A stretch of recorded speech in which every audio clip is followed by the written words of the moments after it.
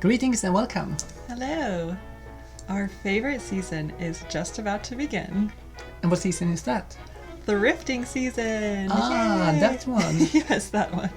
Of course, there are wonderful ways to thrift all year long, but when the weather starts to warm up, that is when people are done with their spring cleaning and decluttering, and that means there are even more treasures to be found out there. It's quite exciting. Mm-hmm. So we thought it was about time to share our favorite ways of thrifting vintage home decor, plus share some of our favorite antique finds we found over the years. We really hope our tips can help you become a successful thrifter in no time. But in case you're new here, my name is Jonas. And I'm Lindsay. And we would love for you to subscribe if you haven't already and join our cozy cottage club that we have here, where we are creating a cozy life filled with vintage charm.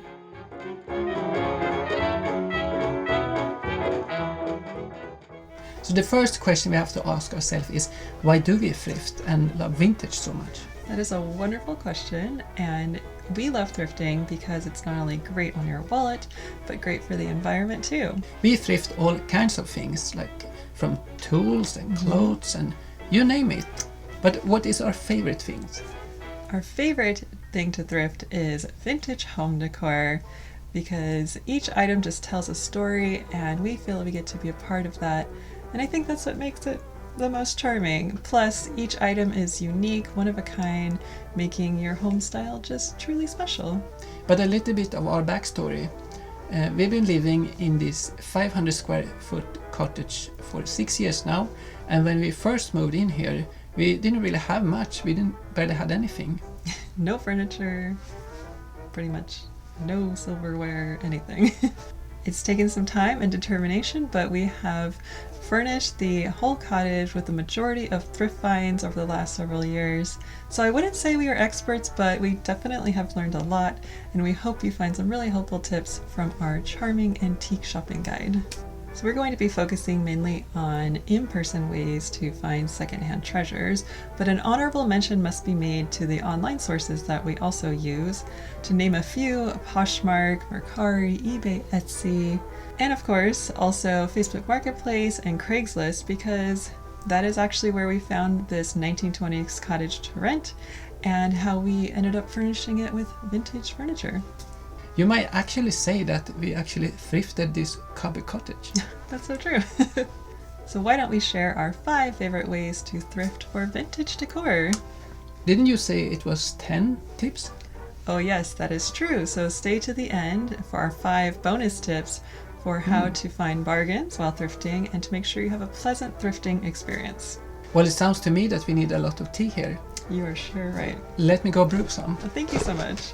And that gives me a chance to thank this video sponsor, June's Journey. If you love vintage like I do, then I think you're going to love June's Journey, which is a 1920s themed hidden objects mystery game. It follows the story of June Parker, who cleverly uncovers clues about her sister's mysterious murder, and she starts to uncover family secrets to get to the truth. I sure enjoy watching a period murder mystery TV show, and this game is like being inside a series, but even better, because you get to feel like June's detective sidekick and follow the clues through different chapters as a thrilling murder mystery story unfolds. The storytelling is so engaging, and I can't wait to find out what happens next. I love searching for the hidden items in the opulent vintage and beautifully designed scenes that are a feast for the eyes. And let's be honest, they give me so much decorating inspiration too. The game is so relaxing and helps me unwind with the dreamy ambient music and cozy environments. You even get to remodel and customize June's family mansion on a beautiful garden island along the journey. If you'd like to play June's Journey too, then just click the link in the description below to download the game for free. June's Journey is available on Android and iOS mobile devices, as well as on PC through Facebook Games. Thank you so much to June's Journey for sponsoring this video. Here you go, my little detective. Oh, thank you so much. Cheers to that. So let's continue our thrifting journey with our 5 best tips to find vintage decor.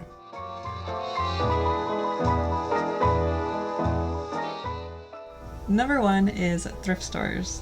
Did you know that the word thrift means the act of being economical? Oh. Because being a thrifty person is a way to save money because you can find a lot of inexpensive products in a thrift store. Thank you for that fun fact. You're welcome. I guess I never really thought about where the word came from. A thrift store can go by many different names, like charity shop or secondhand store, but they are all the same sort of thing. It is a place where you can buy items that have been donated to places usually like Goodwill or Salvation Army, or some of our favorites are more of the small community-run thrift stores. The thing about thrift stores is that they usually always have a set price on all of the items, but you can still get some good discounts if you check out the colored tags that can be on sale each day or different discounted sections of the week. Just kind of depends on your local thrift store. And of course, another way you can find vintage is at antique stores, which doesn't quite count as thrifting, I think, because the items are a little more curated and they usually upsell the items, but it doesn't mean you still can't find reasonably priced vintage items there. And a little side tip is what I like to do if I have enough time is to walk through thrift stores or antique shops one way and then go back around the other way, because sometimes they put out new items or I didn't notice something before. And my way is to just go my lap and then go round and round and round, waiting. But I'm so happy that you are happy.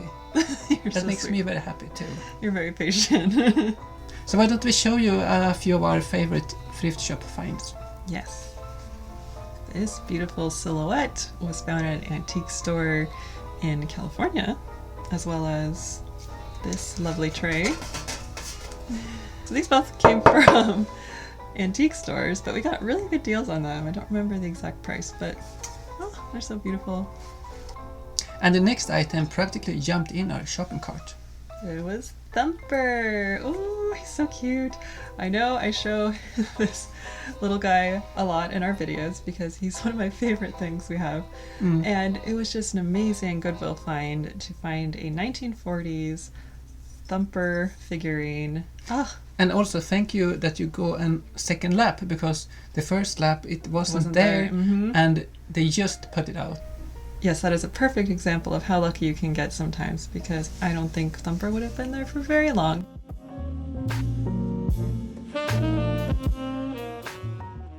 Number 2 is estate sales. What do you mean? Are we out to buy a whole estate? Funny you should say that, because when we first moved to New York and we were driving around and saw estate sale signs, that's what I thought it was, the estate sale. But then one day we saw some people walking out of this driveway with a bunch of vintage treasures in their hands. And I tell you, we pulled over and we walked up the driveway into this home. And let me tell you, a whole new world of thrifting opportunities opened up for us that day. I must say that I was a little bit worried that time, my first estate sale moment, that we were kind of sort of sneaking in a private party, a family party. It is a strange experience walking around somebody else's home, but this has become our favorite way to thrift, and we've gotten the best deals this way. So what's fun with estate sales is that it's like an open house for the public. You can browse through each room and you can see the furniture and the decor in the true habitat. It's like from house to house. Yeah, from shopping. From house to house. So where do you find these estate sales? Because it's not likely that everyone driving around having such a good luck to find a estate sale sign.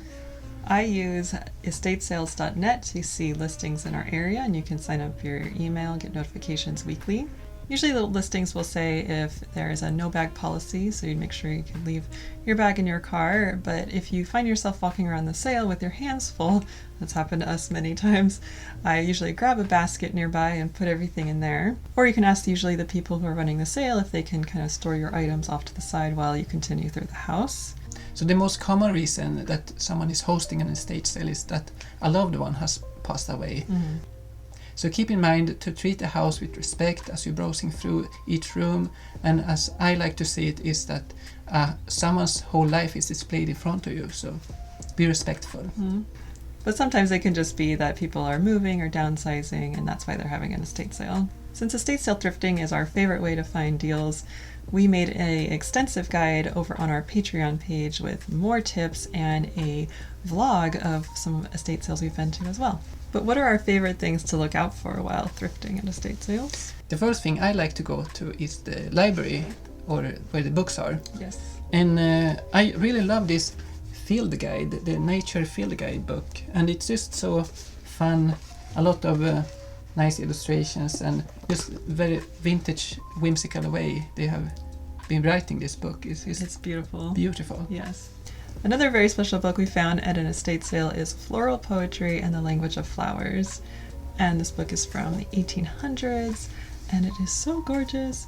I don't even think I found this near any of the other books. It was kind of in the basement area, so you just sometimes you have to do a little digging to find these really beautiful treasures. Something else I always keep an eye out for at estate sales is vintage teacups and teapots. There's just beautiful ones that you can find there, and sometimes they turn out to be kind of rare and valuable, like this one. And I always love to look for linens at estate sales too, because I've just found all my best ones there that are hand embroidered, handmade, and they just magically disappear Into our home. into the cottage. We pay for them.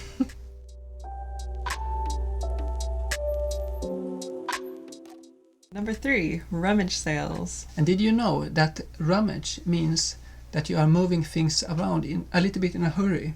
Oh yes, sometimes it can feel like that at rummage sales, tag sales, yard sales, whatever you want to call them, when people are, seem like they're in a bit of a rush trying to find the best item. They rummaging around. When we're thrifting, we usually like to take our time. We don't want to be in a big rush. We believe that the perfect item is usually waiting for you, so you don't have to stress. Also, if you strive to be as unique as possible, you never have to rummage around a rummage sale, because you have so unique taste that no one really cares about that. So these kind of sales are usually outside someone's house, on their driveway, usually yard sale, tag sale, garage sale. Rummage sales are usually put on more by a community organization or church, so those can be hosted at some of these public places or their parking lots. We prefer going to rummage sales because those items are usually going to a great cause, and we usually find way better things there. So let's share some good examples of our favorite finds. Yeah, so this frame was a very lucky yard sale find. This yard sale a while ago just happened to be a house that had very much our same taste in antiques. And they were just basically giving the stuff away. And what's really nice when people find out that you love and appreciate vintage is they usually just want their stuff to go to a good home. So if you're nice, they'll just give you a good deal, and if you take the time to talk to them. So this frame, it looks pretty old, and we kind of restored it a little bit because all the individual pictures were falling out of their little spots, and we added the little frame corners to keep them in place. And it's called The Six Senses, and it just goes through kind of the process of falling in love and having a family, and I just think it's so very sweet. So it's very common that the early bird gets the worm, but sometimes if you are a late bloomer, you get the good deals. And that's what happened outside a rummage sale at a church. And we were like the last people showing up a little bit late. Yeah. So we got offered a whole box of vintage glassware and plates for $1. $1. This was like when we first moved to the cottage, and we literally had like no glassware at all. And I was admiring these, and they saw us looking at them, and they were like, "Oh, are you interested?" I was like, "Yeah, actually I am." They're like, and I think I just asked how much, and they were like, "You know what? It's the end of the day. $1 good for you?" And I thought they were messing with us. So these have been so perfect for us though. Yeah, they are very summery and at the same time fall too. Yeah, they work all year. It's just Butterflies. multi-functional. I know.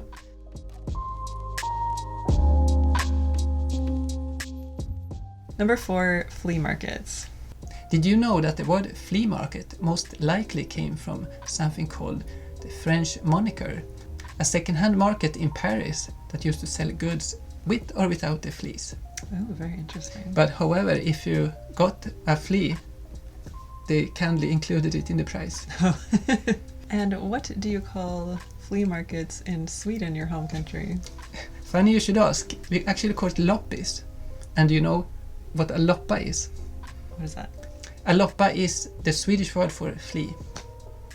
Loppis.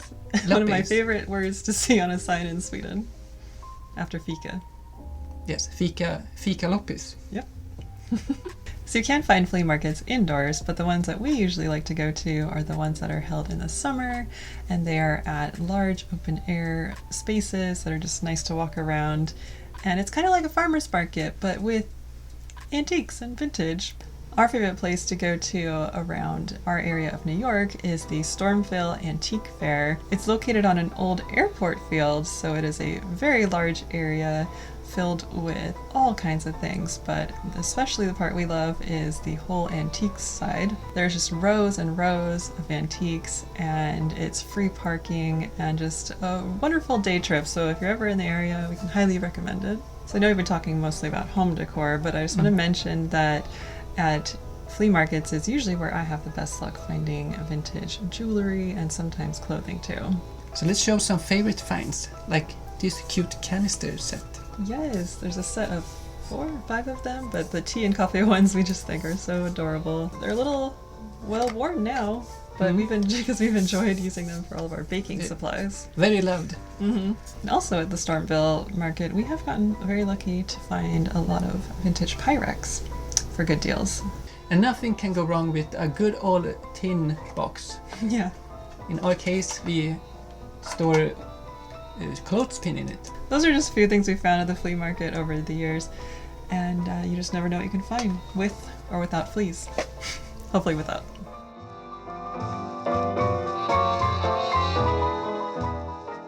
Number 5, take it or leave it. Or, for short, tioli. Tioli? Isn't that Italian? I know, it sounds Italian, like ravioli, Cannoli. Actually, when we first saw signs for tioli, we just drove right past them because we didn't realize what it stood for. So we don't know how common this is in different places, but around us there is a few of these take it or leave it stations, and it's just such a cool concept. You drive up and drop off some things, and you can get out and pick up some things completely for free. But one risk is that you come back home with more stuff than you had when you left. This is very true. There's also an online version of this. There's a app called Buy Nothing. It's a similar concept. You can find items in your area and you could list them for free. Or there's also Facebook groups you can usually find called Buy Nothing or Take It or Leave It. You just have to make sure you're comfortable with meeting up with somebody else from the Facebook group and arranging to deliver it or, get the item from them. Or what I've seen people do too is sometimes they just decide to leave it on their porch, and it's kind of a trust situation, which is very rare these days. I've noticed it's a little easier to give away things than it is to get things on a Buy Nothing group, but it's still a really rewarding feeling knowing that it went straight to a good home. And you just take it or leave it. Absolutely, tioli. So with tioli we find more practical objects and stuff for the household more likely than vintage. But one of our favorite finds are this set of twin pots, and they are Dutch, I believe. They are made in Holland, blue Delft, hand painted, and these are kind of collectible. So we have them for our flower pots. Yeah. Completely free. Can you believe that? So that was our 5 favorite best ways to find vintage. Now it's time for the bonus tips.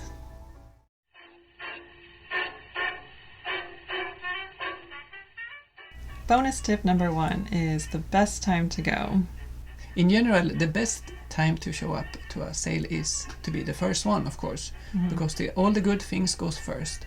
But if you have a unique taste of your style, you might as well come last and maybe get a good deal of it. This has happened to us on many occasions, actually.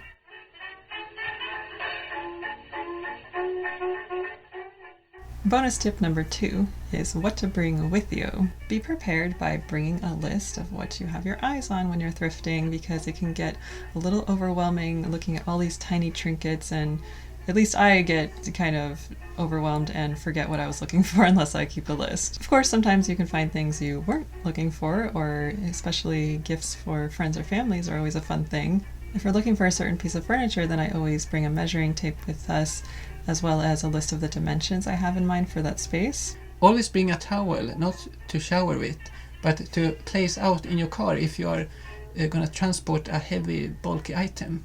For outdoor thrifting, like at flea markets, we always bring a tote bag with us, or you can bring one of those foldable wagons with you because it can be a very long walk back to your car sometimes. And by all means, bring water, sunscreen, snacks, and all things that will make the day comfortable for you. We like to bring hand sanitizer or hand wipes because after touching all that stuff, your hands just feel kind of gross, and sometimes there's only like portable bathrooms. And you might be hungry, so just to keep things all nice and clean.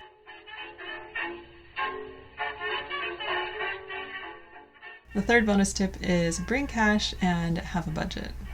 Always try to have an idea how much you are willing to spend before you leave, and maybe add a little bit more money, because you never know if that perfect item will be there and you regret that you didn't have enough with you.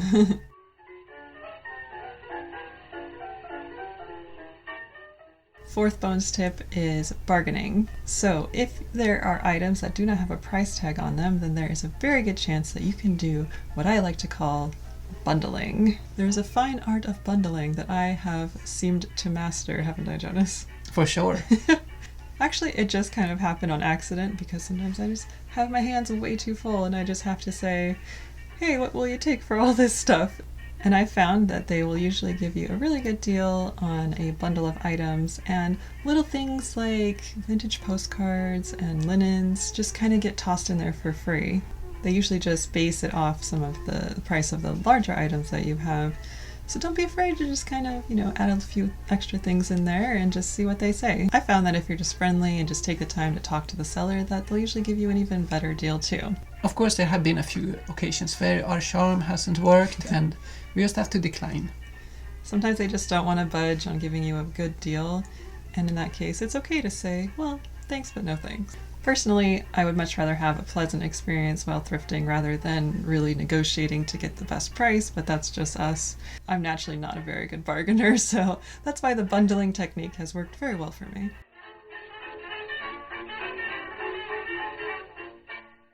And the fifth bonus tip is be safe and have a good time. Thrifting is not always a dance on roses. Sometimes you have to get your hands a little dirty. We personally try to avoid buying certain things secondhand if it isn't easy to hand wash, or if it gives us the just creepy crawlies, whether figuratively or literally. You just kind of have to keep your eyes out. And some of the houses we've been to might be in a little worn down condition, so you have to watch out where you put your feet. At estate sales, especially be careful as you're walking around. Sometimes there's tripping hazards and you don't want to break anything on accident or hurt yourself. Be aware that sometimes there is mold, dust. If you have allergies, be aware of that. Sometimes even mice droppings in basements, so we always try to consider if the item we are taking home is worth the time it will take to clean it up, if it's something that's a little extra dirty. Sometimes it's been 100% worth it, and sometimes we've just put things back.